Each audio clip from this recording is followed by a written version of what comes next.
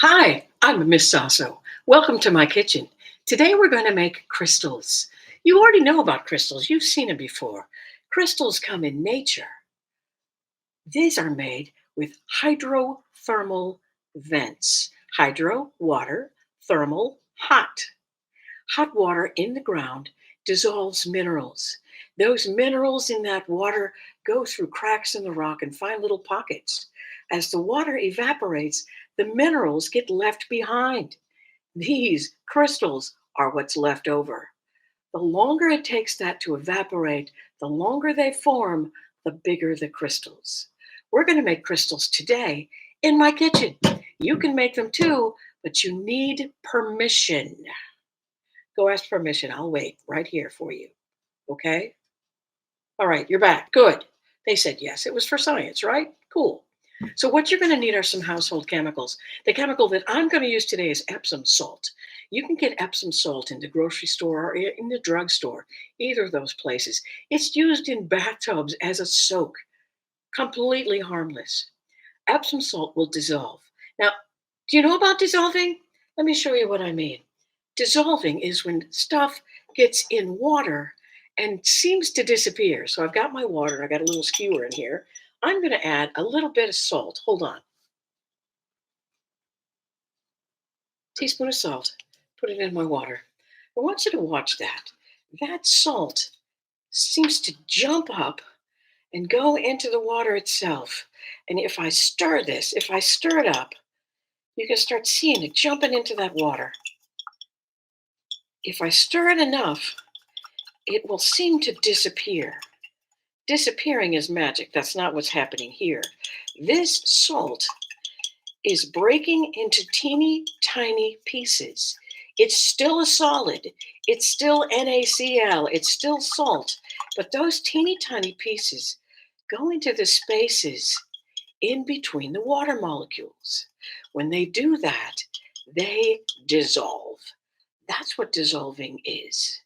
So we're going to do that with some household chemicals. Now, the household chemicals that I'm going to use, again, I'm using Epsom salt. Just let me show you what I'm doing, and you can do it too if you'd like. So the first thing that I need is some hot water, because the hotter the water, the bigger the spaces are between those water molecules. Let me grab some hot water out of my microwave. There we go. I'm not going to use very much, just a little bit here. And I'm going to put it in my glass. I'm going to measure it out first because I want to be exact. I'm going to measure a fourth of a cup of water right here like this. Careful, it's hot. And then I'm going to put it in my glass right there like that. So now I've got hot water. You can tell it's hot. You got that condensation on the outside there. The next thing I'm going to do is take a third of a cup of Epsom salt, and I'm going to pour it in there. Don't worry, I'll get you the recipe in a minute. So I'm going to pour this in there, and I'm just going to use something that will let me stir this up to help it dissolve. So as I stir, that Epsom salt is going to go from the big pieces to smaller pieces, and it's going to fit in the spaces between the water molecules. This is going to take a lot of stirring. It's going to take a lot of time to do this, but you're going to be just like Dory. You remember how Dory sings, just keep stirring, just keep stirring. What do? We stir. No, I mean, this is going to take a long time. I'm sorry. Just keep stirring. This is going to take a long time. Just keep stirring. Just keep stirring. Stir, stir, stir, stir. Let me take a look here. Oh, nope, still a lot of solid in there. Still in there. Keep stirring. Keep stirring. You're not done. Keep stirring. No, you're not done yet. Keep stirring. We need to mix this Epsom salt all the way into that hot water. It's going to be hard to do. We are making not just a solution, not just a saturated solution. We are making a super saturated solution. No, really, show you the name, super saturated solution. Can you say that 3 times fast while you're stirring this up? I want more Epsom salt on here that will fit. Now, once I get that dissolved, or as dissolved as it's going to go, I need to pour that into a shallow container. I don't know, something like a plate or a pie tin or a saucer. I could leave it in this too. And I need to put some stuff in it. Let me show you the crystals I've already made. They are so cool. I did this before. And the crystals that I put on a pine cone, all that sparkly stuff on there are Epsom salt crystals. I've got a littler one too. And the crystals on this one are so cool. They're really long. They took longer to form on this.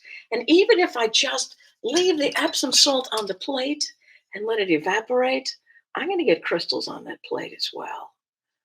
That is so cool. You're going to be able to make those too. Now, again, once you got your plate and you pour your solution onto your plate, then you're going to need to have some other stuff there that will soak up a little bit of that liquid and that the crystals can stick to. So I don't know what you want to use. You can get a pine cone too, or, I've got some yarn, I've got some lace, I've got fuzz balls, I've got Q-tips, I've got toothpicks, and what about something like this? An empty eggshell. I've done it with an empty eggshell before. It is amazing. All you need to do is take some more of that liquid. Where did I put my liquid? Here it is. Put some of your liquid in the eggshell itself. Kind of roll it around a little bit in there. Oh, yeah, to cover as much of it as you can. Now, we're going to let this stuff be in the air. We're going to let this stuff stay in the air so the water can evaporate. I've read online, and you've seen it on YouTube too, where they're telling you to put it in the refrigerator. Don't put it in the refrigerator. That is going to cool off the liquid, but you want the liquid to evaporate and leave the crystals behind. Okay, now, as I promised, here's the recipe for this. For Epsom salt crystals, you need about a third of a cup of Epsom salt, a fourth of a cup of hot water. Pour it together, mix it up until the Epsom salt dissolves, and then pour that liquid into something shallow. You can add stuff then that the crystals will stick to.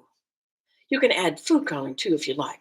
This will form crystals in about 3 or 4 hours. So easy to do this one with Epsom salts. There's other ones you can do too with household chemicals.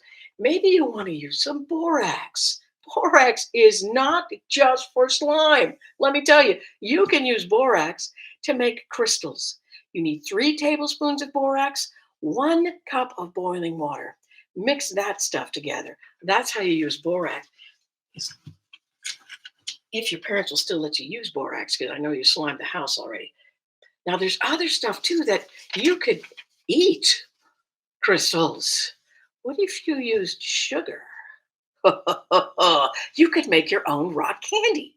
So, for sugar, you need 3 cups of sugar, 1 cup of boiling water. Now, I'm talking boiling water here. So, for sugar, cook it on the stove. Use a pot, cook it on the stove. That'll be better for you. Okay, this one's going to take a long time to do it. So you're going to pour that liquid into a jar, and then you're going to add a popsicle stick or a skewer. This is going to take 1 or 2 weeks to form. This takes a long, long time. So I put it in a jar that can handle the heat, something like a mason jar, and I just put the skewer right in there. Then the crystals will form on the skewer. If crystals start to form on the top of your liquid, break through so that more water can evaporate. And by the way, you can eat the crystals on the top. Oh, way cool. You can do this with salt also. You don't need as much salt. For the salt, about a half a cup of salt and 1 cup of boiling water. Do this one on the stove too. Pour that liquid into a jar and let's say this is going to take 2 to 3 weeks. Now, you've already got permission to do this, and I will tell you as a teacher that if you can make your own ramen, you probably can do this without too much supervision, as long as you've got the permission. Now, once you got that crystal going, go do some homework for a while or something, and come back in a couple hours. You'll start to see them forming. It's so wonderful. Now, I want you to get some books out of the library. Get some books not just about crystals, but wait a minute. Crystals, library. This time of cold. So this time of year, I want you to know about snow. Snow is also a crystal. It forms outside. And if you looked at my plate, it sort of looks like frost. That's also a crystal.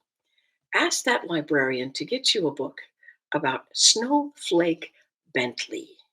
Snowflake Bentley, famous dead guy now, but when he was a teenager, I'm talking 15 years old, he started drawing snowflakes exactly as they were, precise drawings of snowflakes, detailed drawings of snowflakes.